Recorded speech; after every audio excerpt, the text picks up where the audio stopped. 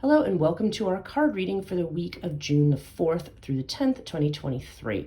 Apologies for no reading last week. I was very sick. I'm not sure if you can hear it in my voice, but I'm still recovering from what seems to be a bad cold with a sinus infection on top from when I returned from the UK. That definitely does seem to be going away. There's just a few lingering effects, so hopefully to be back on track this week. Now this week, normally what I'll do is I will pull from a bunch of different oracle decks. And I feel like I may start changing up the way I do these readings. And instead, I'm going to give you a horoscope reading with one of my favorite decks, the Cartouche deck. And then I actually have a few extra cards I pulled from the Fairies Oracle for this week. The nice thing about the astrological is that it can give us a view of what's going on in a lot of different areas. It literally breaks it down by area, just as it does by astrological house, if you have your chart done. So this is going to be a reading looking at your cards from the point of view of the astrological houses. So, okay, so using the Cartouche spread, one of the things that I'm definitely seeing here is that there seems to be a fair amount of anxiety among people this week. People could be facing a lot of obstacles. Pluto is moving back into Capricorn now, retrograding temporarily. So, there could be a rehashing of old stuff that's coming up again.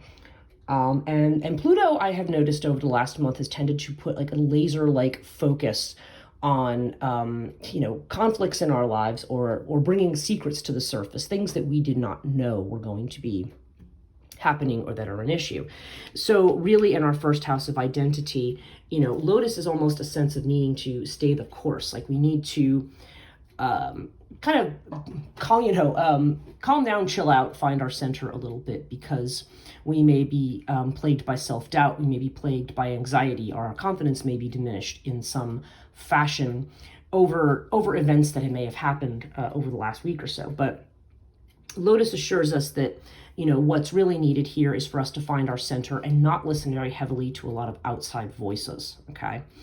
Now, in these areas of this reading that have to do with security, okay? Security, financial security, security of home, and things like that, and also our house of worry over here. If I kind of do 2, 4, 6, and then I do 10, we kind of have this this area here that deals with not only our public face, our identity, and our work in the world, but also the things that provide us with security, our health, and the things that perhaps we are concerned about.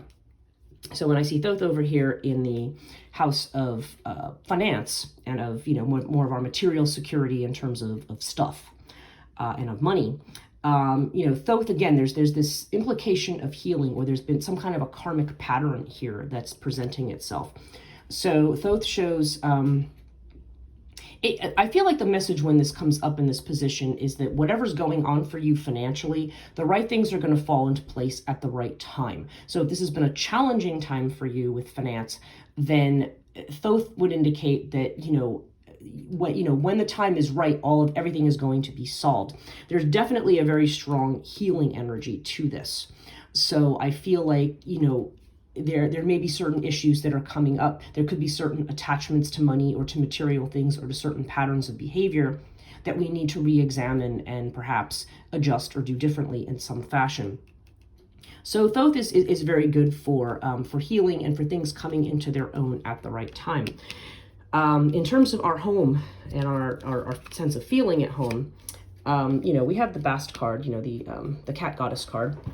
And Bast is about enjoyment, okay? So, if I think about that with respect to this would be telling me that, there is definitely a need to be able to relax and enjoy life to some degree.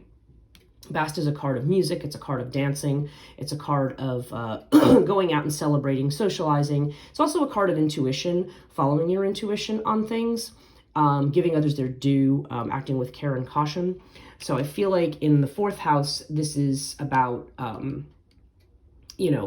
about finding ways in which, whatever it is that you're doing, that you want to be playful, you want to enjoy your work. Your security will come in feeling not only like you are doing what you're supposed to do, but that you're enjoying doing it. And, if there are things that we are in doubt about, Bastet would be certainly telling us to rely on our intuition. Similarly, when I go over here to the 6th house, which is the house of health, and also the house of worry, Nephthys has a very strong Neptune vibes, and so there's this sense of, things being, I mean, it can be fogged over in a way that's almost escapist, where we're not really quite seeing things for what they are. We may be looking at things through rose-colored glasses, so to speak. But Nephthys is about, but it's also about that which has not been revealed yet. It shows what's hidden. And so a lot of our worry about things may have to do with what's hidden. Again, just kind of in conjunction with the money card, there may be some people here watching this reading. And again, you take what resonates and leave what doesn't. But there's almost a sense here, this could be like perhaps thinking about starting a new job or moving in a new direction. Sometimes some people, maybe it could even have been the loss of a job, and then or just feeling a dissatisfaction with something and wanting to know what's next. I mean, there's definitely a sense of wanting to, close up these kinds of material issues and move on to what the next thing is. So Nephthys here is basically saying you don't have all the information yet. This is a time when you want to, just work on clearing out the old, work on what you have right now, and let the new be revealed in its proper time. There's no sense in really worrying about the future. Well, again, it's our intuitive knowing that's going to provide us with security here.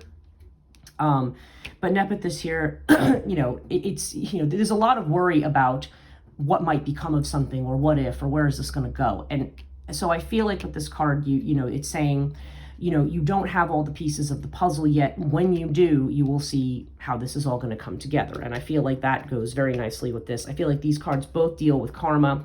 This has to do with kind of what's coming up, and this has to do with what we haven't seen yet. So there's definitely a sense of this coming up.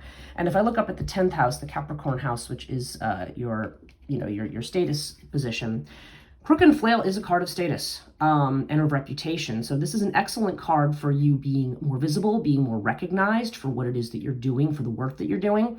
For some people, if they're at a certain job, this could mean an actual promotion. But in general, there's the sense of having the self-discipline and the confidence to move ahead and get yourself noticed for the work that you're doing, because you have an expertise, you have you have a right to be recognized and noticed. Okay, there's a sense here.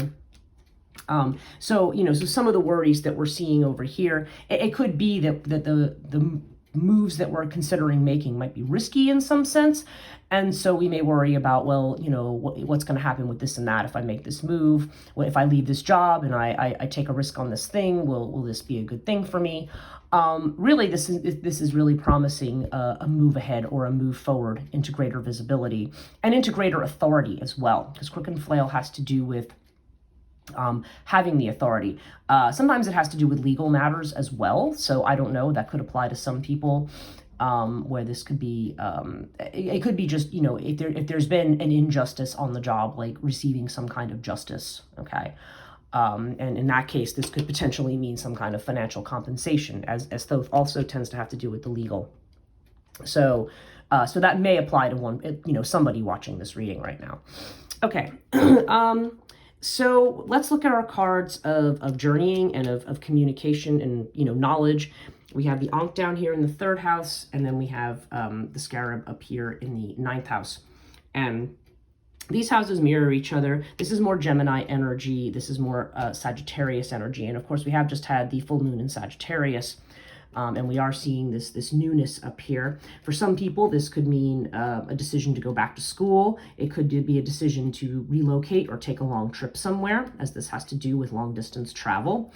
Either way, though, in terms of your deeper knowledge of things, there's definitely this idea that you are going to be moving into some new territory, that you are learning something new on a deeper level. And there's a passion here for learning. I mean, Ankh tends to be, 3rd house communication and knowledge tends to be a bit more superficial. This tends to be deeper in its inflection. But having Ankh here, this is to me, when I see it here, this is a love. This is the house of siblings as well. So this can be very good relations and communications with siblings. It can have to do with, a new business venture, all the things we associate with Mercury, right? It's business, technology, communications, and then of course, short-term travel as well. So this is an area, Ankh is what makes us feel alive, or what makes us feel joy. So, so to me, this is a clear indication of spending time with friends, perhaps with family, if that, appropriate to certain people. But there's definitely a sense of a lot of love coming through interactions with others. And it doesn't have to be very, very, deep or heavy kind of interactions. It's just, again, it kind of goes with this idea of, taking time to enjoy yourself and to partake in what life has to offer. Okay, our fifth house over here, which is the house of children. It's interesting that we have Horus in the house of children. Horus, of course, is the divine child, and in Egyptian mythology. And so this could literally, for some people, this could have to do with either an achievement of a particular child, or if there's been a concern about a child, things coming out having a good ending. But Horus can also just, this is in the house of not only children, but leisure and creativity. So I feel like what comes into my head when I look at this is, I feel like this has something to do with making something new, with creating.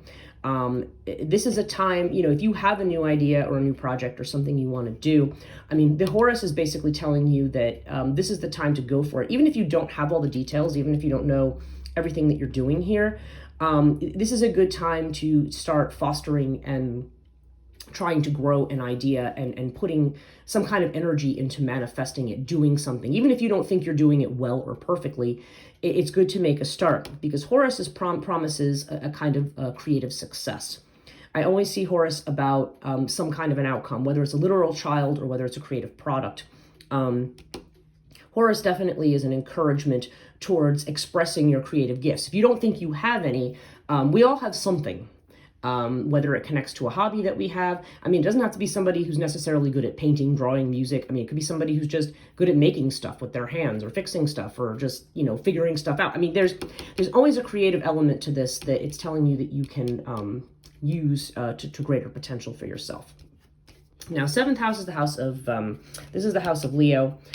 This is Virgo, and now we're into to Libra, which is the seventh house.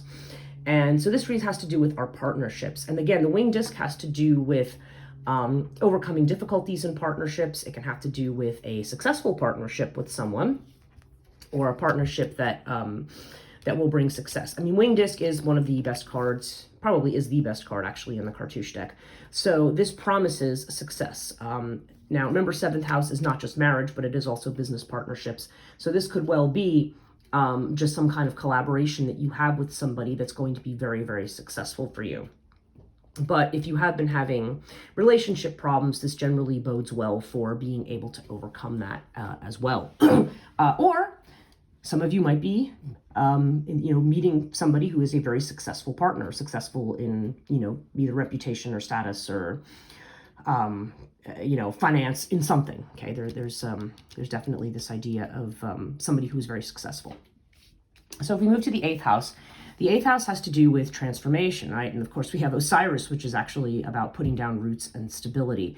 There's strong Sagittarius energy connected to this card. So again, we're at the Sagittarius full moon, and this is the house of Scorpio. But there is this idea that we are now putting down new roots. I feel like Osiris represents in this case something that is new. It doesn't necessarily have to, but it's about control, and it's about, Osiris, of course, being the king of the gods. This is about your own authority, power, and control. So this frequently this card comes up when you need to learn to rely on yourself. There's a lot of people, as I've done people's astrological charts over the last couple of months, that have their Pluto issues, Pluto and Aquarius. Aquarius is typically the 11th house, which is over here. And and the 11th house has to do with your friendships, your networks, the people around you. And while that can be good, this can be your network of support and community and so forth. It can also represent burdens that you have, with the expectations of other people.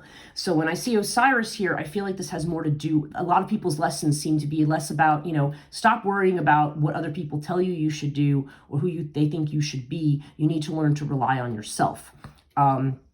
And I don't mean this in kind of some kind of hardcore libertarian way, like, hey, get off the grid and, grow your own vegetables or whatever. I mean, you can do that if you want to, but this is more kind of an independence independence of identity. We're seeing this card of getting over worry over here. So there may be a lot of concern about changes that you're making and what other people are going to think about those changes, or, whether or not they're going to work, if I step outside of the system, is everything going to fall down? Is this house that I may be building in this unconventional way going to fall down? And Osiris indicates that you are in fact building a stable foundation for something. So again, there's definitely this sense of being confident in the direction that you're going. Now, if we move over to the 11th house here, this is the house of, as I mentioned, friendships. Not only friendships, but also your goals, things you want to accomplish, your networks, the organizations you belong to. And Ta is a card related to Capricorn energy. Capricorn is, and in this particular house, I would say that this is about, Ta has a lot to do with building stuff, okay? There's a very strong sense of creating structures and building. It's interesting because you have Osiris, this idea of setting a strong foundation, and over here with your networks, it's about, what kind of stuff can we build together? What can you build as a group? This is the finer quality of building, of creating new things, of doing something from the ground up. For some people, Ta is a very masculine presence, so this could be the importance of a particular male figure in your life, possibly Capricorn, but not necessarily. There's this idea that there's this just, and this is masculinity in its good sense, not in a toxic sense. It's about, it's about protection. It's about working hard. It's about persevering and about having courage. So all of this is showing up in this house. So this is the track that you want to be on right now towards your goals. Again, as I mentioned, Pluto is retrograding back into Capricorn. This may be where we're revisiting the foundations that we have, how we're handling the old, how we're as we're moving out of tradition and moving into something new, moving from Capricorn to Aquarius. It's like you don't want to throw the baby out with the bathwater, as they say. There may be elements of the old that you want to retain. But if you're building a new structure, you want to also be sure that new structure is very, very solid. So this addresses all of that in terms of your goals. There's a lot of very plotting kind of energy, and even overall, we have the Earth card. So there's this idea of slow and steady wins the race. We may be very anxious with this uptick in energy and perhaps, new opportunities coming in to do everything right now. But it's more that you're planting the seeds for things to happen right now. And, you need to have a little bit of patience because there could be some slow going with these things. We don't have all the information yet. This may be telling you this is why it's time to take some time out, relax, enjoy, indulge your creativity, because, you're still, and work slow and steady towards your goals. This seems to be a thing here. Now, this is your 12th house, which is the house of, it's a house of what's hidden, what's in shadow. And it's interesting because we have the Sphinx card here, and the Sphinx card literally is the card of secrets and what's in shadow. So this suggests to me that the Pluto energy that's working is going to start uncovering more and more stuff. More things that have been hidden, more things that we feel that are not, we may be in for a lot more surprises. These may be things having to do with our own fears or our own image of ourselves, because this has to do with the parts of ourselves that other people do not see. So there's a lot here that is hidden away.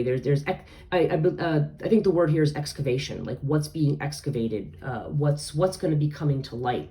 And you may actually be somewhat afraid of what might be coming to light, but I don't think the idea here is fear. The idea is you need to confront what's there so that you can work with it, figure out where it fits into the big picture, and then be able to move forward or decide that it's something that needs to be released.